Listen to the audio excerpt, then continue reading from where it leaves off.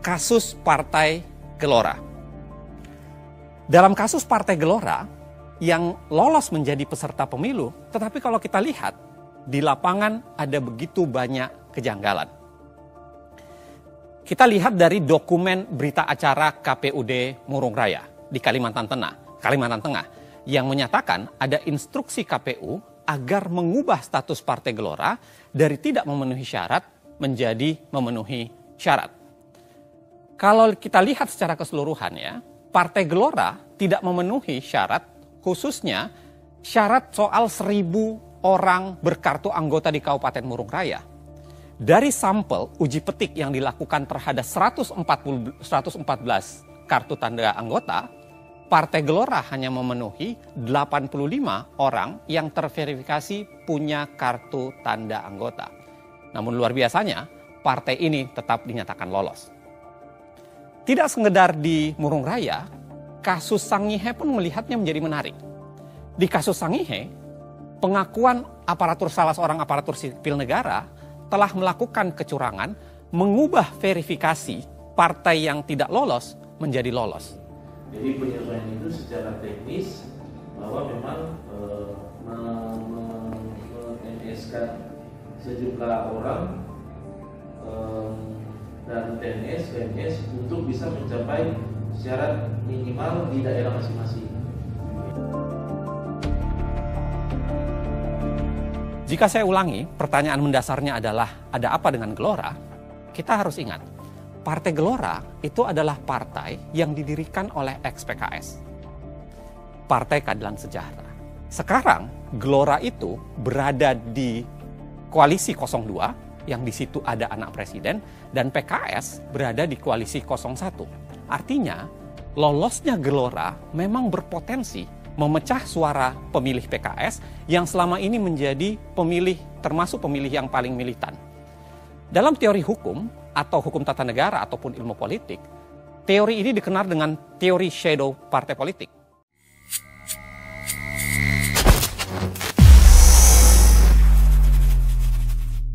Fahri Hamzah, anak dan keluarga Presiden Jokowi masih muda, sebaiknya jangan masuk politik ketika belum matang. Dan ketika situasi bisa menyeret publik menilai bahwa Presiden ingin membangun dinasti kekuasaan. Santai aja lah, berilah tenaga pada reputasi Presiden, itu yang lebih penting sekarang. Ini dinyatakan Fahri Hamzah 2019. Jadi 2019 posisi Fahri Hamzah menolak dinasti politik. Hari ini mendukung dinasti politik. Jadi sudah kelihatan lah, segini ternyata kualitas Fahri. Atau memang dulu dia memang bagus, dulu memang dia berkualitas, bahkan mungkin dulu memang dia berintegritas. Tapi setelah keluar dari PKS, maka rusak sudah nalar Fahri Hamzah. Kayaknya begitu ya. Bukan cuman ini loh, bukan cuman sekali dia bicara. Ini yang lainnya. Kalau saya boleh kasih masukan ke Gibran, jangan ambil bagian dalam kekuasaan meskipun itu pilihan rakyat. Ya kan dalilnya begitu, saya kembalikan ke rakyat, silakan, ini negara demokrasi, rakyat yang menentukan. Tapi kan di lingkupnya ada penggiringan opini, ada framing. Dia pedagang martabak ya. Dia merespon ketika Gibran mau nyalon wali kota, boleh tapi kurang patut. Itu kata Fahri Hamzah yang sekarang menjadi sangat patut ya.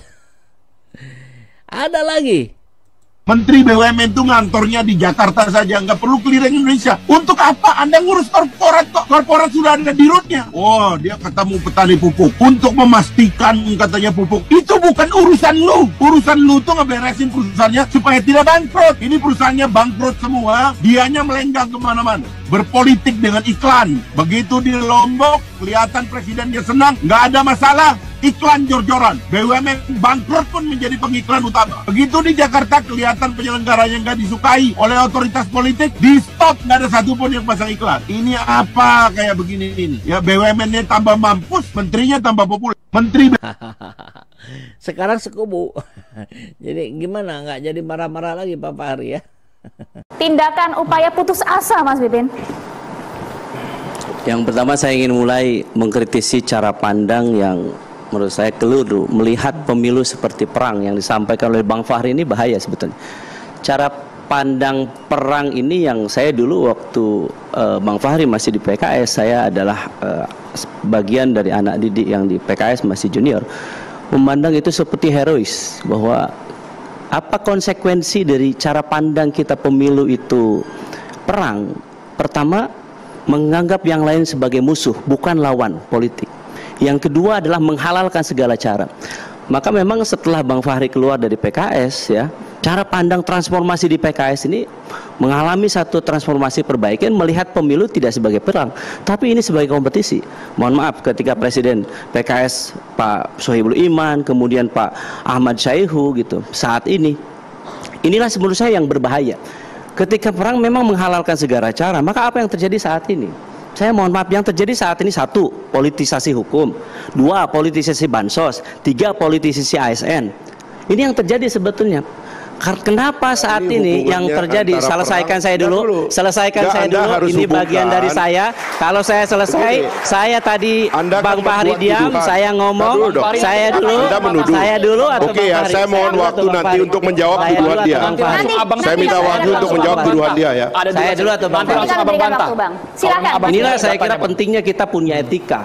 Jadi ketika diskusi saja, saya kira kita harus memahami bahwa kenapa kekhawatiran kita sekarang itu, mohon maaf ya, daya kritis. Saya ini dulu juga bekerja sama dulu ketika jubirnya dengan Bang Daniel, ketika melihat fenomena banyak politisasi bansos ketika 2018, kita sangat keras. Tapi saat ini mohon maaf, itu tidak dilakukan. Kenapa? Karena sekarang menikmati itu. Saya kembali, kenapa saat ini para kalangan akademisi, rektor, menurut saya harusnya kita berkah, terima kasih, apresiasi kepada mereka. Karena apa? Ini sudah offside. Saya katakan bahwa politisasi hukum sudah jelas ini. Pertama, politisasi hukum sejak MK memutuskan, kemudian MK kemudian memberikan tegur hukuman pemberhentian terhadap pamannya Gibran. Ya. Terus yang kedua adalah saat ini di KPP menguatkan bahwa ini dipaksakan.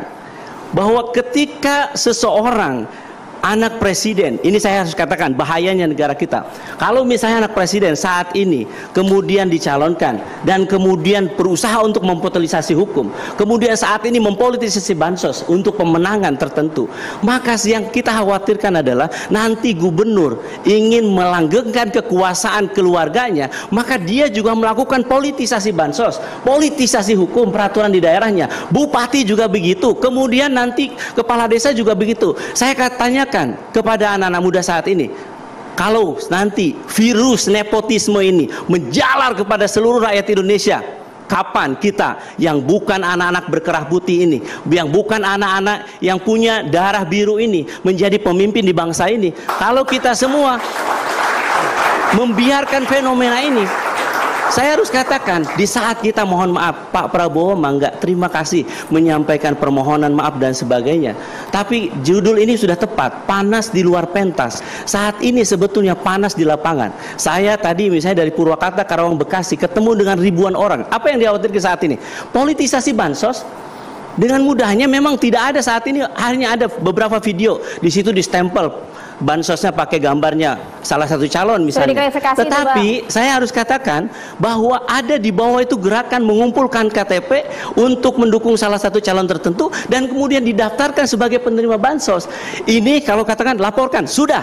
Saya tahu kalau 02 ngomong begini, sudah dilaporkan, sudah dilaporkan. Tinggal permasalahannya, apakah ini diproses secara hukum atau tidak? Kalau misalnya diproses, iya diproses, kira-kira memenuhi rasa keadilan atau tidak? Jika ini terus-menerus, saya khawatir kita permisif. Saya harus katakan ini early warning bagi kita semua dan bagi penguasa saat ini. Kalau ini terus berlanjut, maka kemudian nanti kita tidak tahu bagaimana hasil pemilu selanjutnya. Kita khawatir nanti, kalaupun nanti ini terjadi, ada delegitimasi terhadap proses pemilu dan proses pilpres saat ini. Respon Anda, Bang.